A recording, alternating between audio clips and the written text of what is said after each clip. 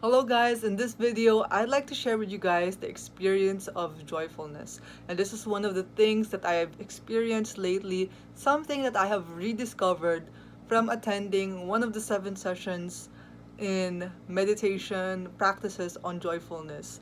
Usually I do a different kind of meditation, but I've been recently doing this anapana meditation that has been taught to us.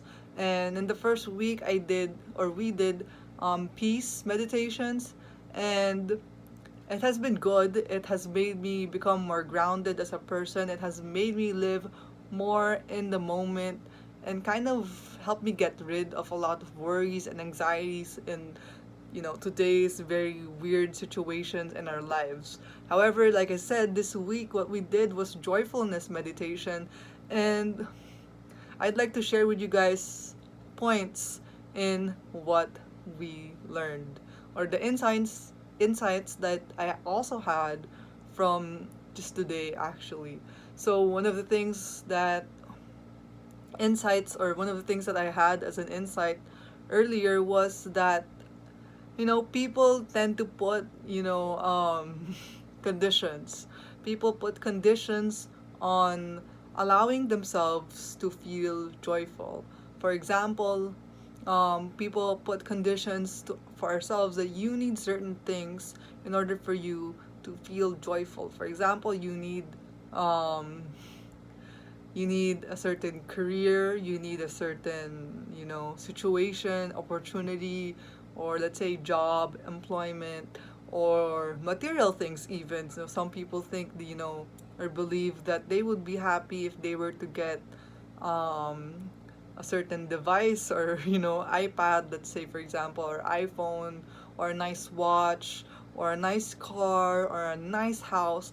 People sometimes believe that they can only allow themselves to feel joyful only when they have achieved those certain circumstances in their lives. And the ironic thing is, during these anapana meditations, we can easily access joyfulness just from our breath. And this is really free. You don't have to pay anything, you don't have to shell out anything, you don't have to go to the outlet store and get a luxury item, you don't need to eat, five-star food, although that is really yummy.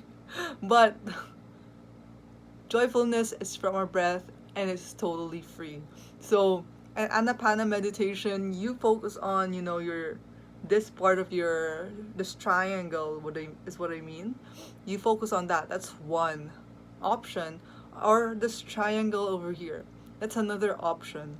Another one is the point right below your nostril. That's the third option. So these are three options that you can focus on while you're doing anapana meditation and learning how to be in stillness. But the difference is with joyfulness meditation is you feel the breath right underneath your nostril, and at the same time you focus on allowing yourself to feel joyful. So I keep saying the phrase allowing yourself to feel joyful because I want to talk about the next thing about joyfulness is and that is that the instructor kind of brought this topic up about joyfulness. And that is that sometimes people have a belief, or you may call it a limiting belief. Some cultures may think it's probably a superstition, whatever you want to call it, it's a belief.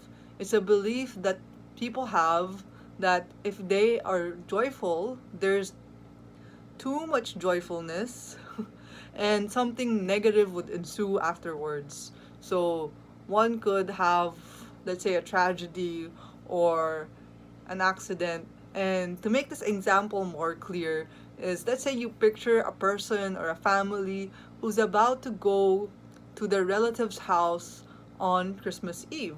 So it's a very happy, scenario. Kids are in the car, the dad's probably driving, or the mom, or whatever, the parents in the front seat, the other parent, and they're very excited to see the relatives.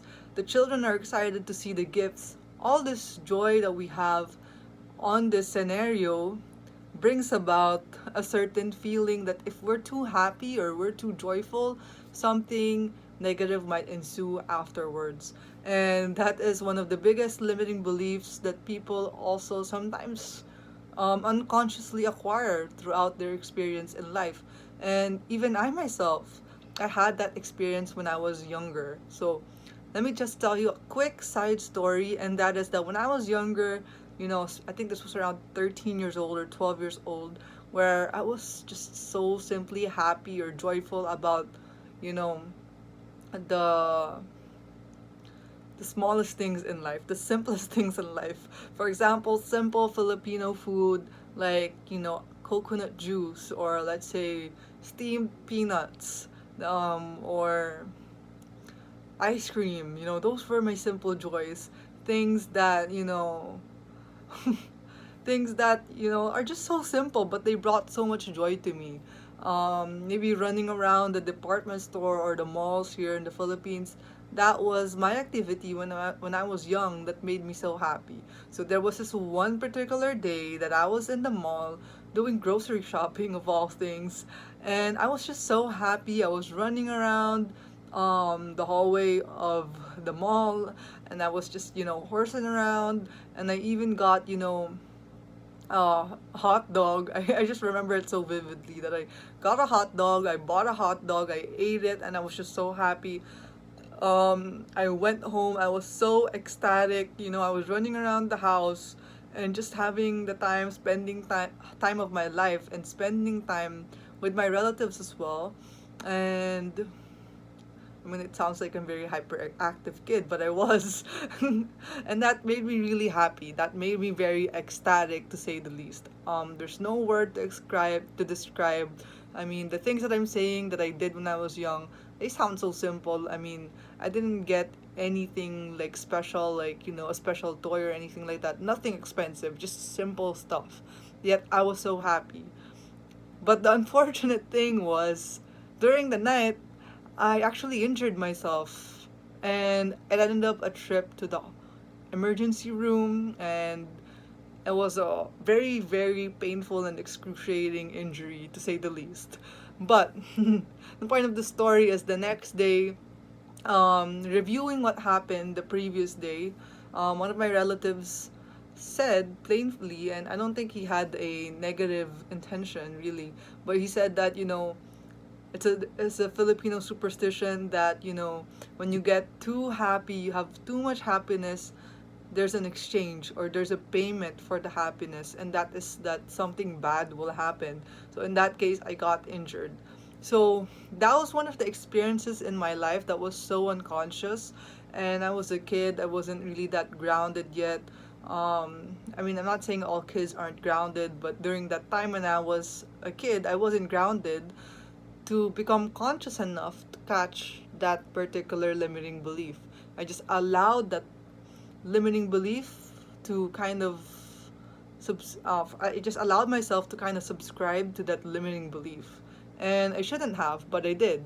So growing up, when I was, other things were happening, I didn't really allow myself to become super joyful in my life, because if something joyful was to happen, it's like it's like I don't know what analogy to use, but I had to put a cap to it. I had to put a limitation on the joyful. I would have to consciously say to myself, okay, this is too much joy.